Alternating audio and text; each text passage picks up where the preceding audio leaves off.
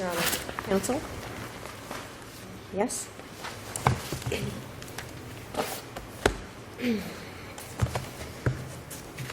May it please the court, Natasha Rodriguez here on behalf of the husband, Carlos Satulovsky. Counsel, you have 10 minutes. You want to reserve some time for rebuttal? I would, however, opposing counsel is precluded from... You're right. Don't need rebuttal time. My mistake. Exactly. You've got the whole 10 minutes. I think that's a little bit more than I will need, but thank you, Your Honor. And I wanted to represent to the court that the wife and her counsel in the family case was repeatedly told about this appeal in open court through filings and pleadings. They just chose not to respond. So what brings us here today, and what's before the court, is whether or not a domestic violence judge can extend an injunction without providing actual notice of the hearing, and also upon an improper pleading. Your Honors, in this case, the husband was never served with a motion for... Well, my understanding is that the motion was served. The JA sent it out, and under rule, let's see, the service rule, instead of serving it with the sheriff or a law enforcement officer, it was mailed. According to the certificate of service on the motion, correct, it was mailed to an unknown address because it does not have what address that it was actually mailed to on the certificate of service. Well, just because she does not say she's sending it out, I mean, the address that appears on that form happens to be the same address that your client has always had, which is 20505 East Country Club. Well, actually, Your Honor, when he was actually served by the sheriff upon the extension of the new injunction, the sheriff actually changed the address in which he served him. But it was his address, correct? He's changed it to 20505 East Country Club Drive, number 731. That was not, that we do not know what address the notice of hearing and the actual original motion were sent to. That part where the sheriff actually served him and that was his address, that was all after the fact, after the judge had already extended for another 9 years the injunction and had a hearing. So we don't know where the clerk mailed the original motion, but either way... The motion to extend was supposedly sent to Carlos Satulovsky, 20505 East Country Club Drive, apartment number 731. And that's what's on the clerk, the judicial assistant. That's the address she said it was to be served on. There isn't any indication that that didn't happen. Correct. It is indicated that it was mailed the motion, not the notice. But even so, Your Honor, when you're going to have a notice, according to Rule 12.610, in order to extend a domestic violence injunction, you have to give notice by a petition. You have to well, first off, the first thing is they have to petition. Tell me where it says that. In Family Rule 12.610, upon petition of the victim, the court may extend the injunction. I'm sorry, 12.610 has a lot of subparts, so. Oh, okay, I'm sorry, Your Honor. Let me run to that real quick.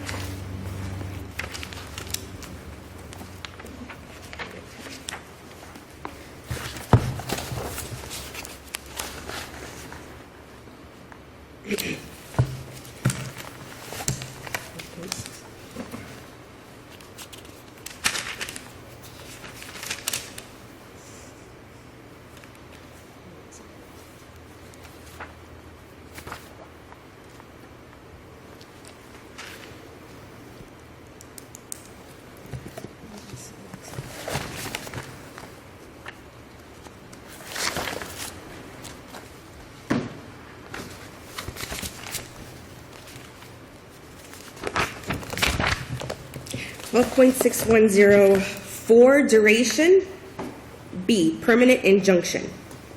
And it begins with, any relief granted by an injunction for protection against domestic or repeat violence shall be granted for a fixed period or until further order of the court.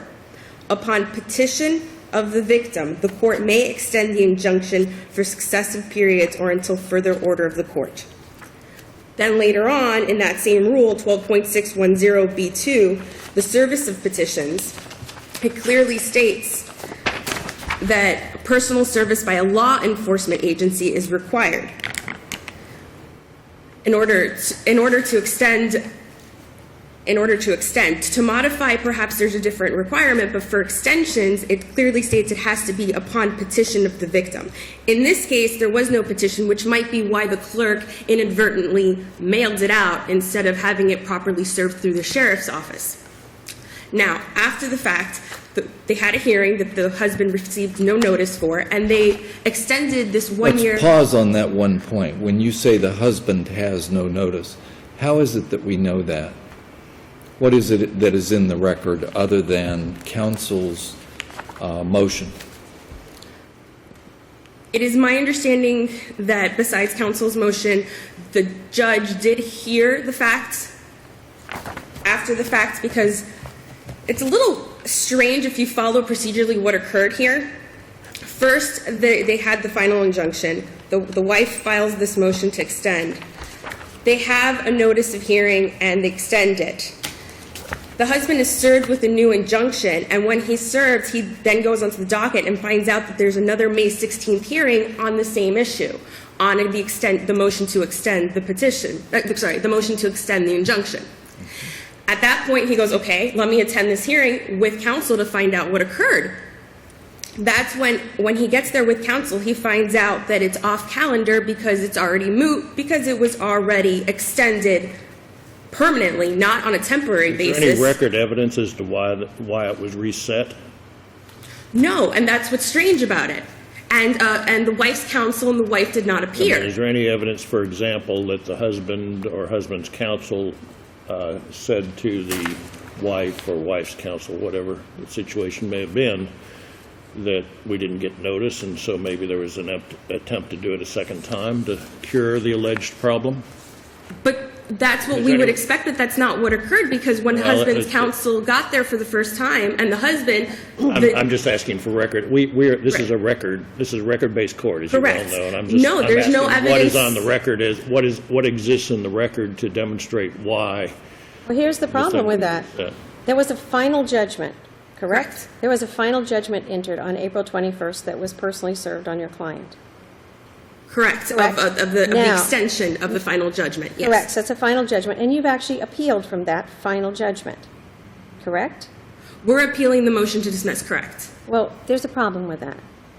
There's a final judgment. What motion to dismiss? Where's the jurisdictional? I'm concerned about, normally when a final judgment is entered, you either file a 1.54 motion to set it aside within a certain amount of time, which has to be verified under certain circumstances or whatever, or you get 30 days to file a notice of appeal. There was nothing filed to contest this motion, this judgment, until July. So April 21st through July, nothing was filed at all. The notice of appeal in this case was filed in September, well past the 30 days of filing a notice of appeal. Where's the jurisdictional gimme here? The notice of appeal is not actually on the entry of the final judgment.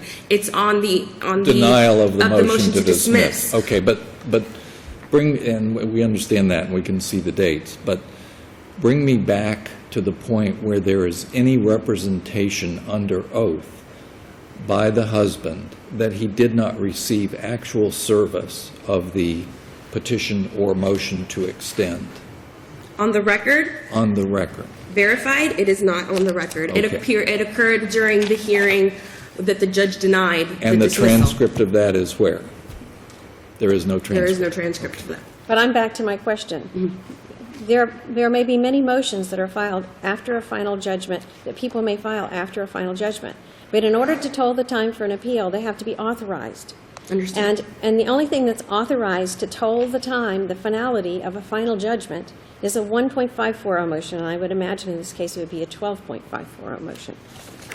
Where is that? Where is the tolling motion in this case? The fact is that the husband did not have any notice. He did not know the final judgment existed. One moment, counsel. He received, you just said, he received personal service of the final judgment. His attack must be, after a final judgment is entered, your attack must be on the final judgment, and only certain motions are authorized to do that. And once that final judgment was served on him, 30 days started ticking down for the time to file a notice of appeal in this court unless an authorized post-judgment motion was filed. Not a motion to dismiss something that happened before final judgment. The only thing that, other than a 1.530, which has to be filed in 10 days, is a 1.540, which there are certain time constraints and requirements for some are verified, some not. I don't see any of those motions filed in this case, so I don't understand how we have jurisdiction to be standing here, sitting here today. What authorized post-judgment motion was filed in this case? Well, the post-judgment motion, Your Honor, was the motion to dismiss after the fact that once he found out that there was... And what rule says that filing, was it filed within 30 days, the motion to dismiss? It was filed within... It was not. It was filed on July 15th. The final judgment was April 21st. Correct, because he did not... Question A would be, how could that, even if it was an authorized motion, how is it timely? Question B, that in either order actually, was it authorized? And Rule 9 lists all of the authorized orders, and motion to dismiss is not in there, even if it was timely. Are you saying the motion to dismiss could be converted into a 1.540 void judgment for lack of service? Yeah, Your Honor, perhaps it was our mistake that we did not file a motion to vacate or a motion to void the final judgment, and instead we... What are the requirements to have a valid 1.540 motion or 12.540 motion?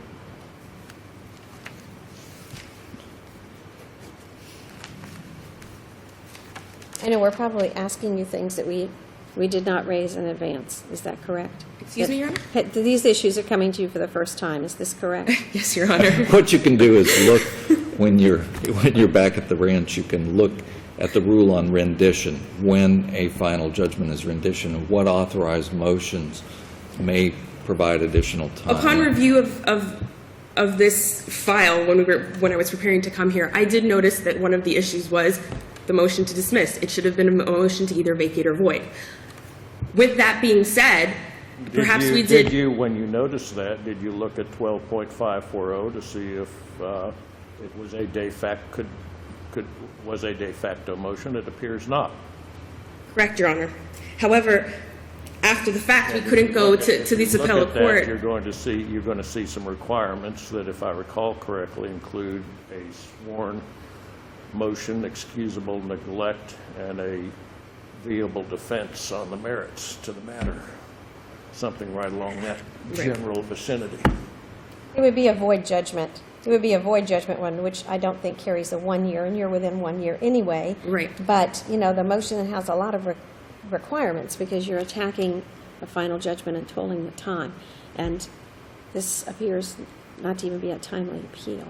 It does look like a judgment entered by default, by non-appearance, Appearance. so it would seem logical that the way you'd attack that is with the sworn statement and the good faith defense on the merits and all of those other requirements, and act seasonably. I mean, that's the other requirement, is to immediately move. Correct, Your Honor. That it should have been a motion to void with... The first You're rule, correct. the first rule of appellate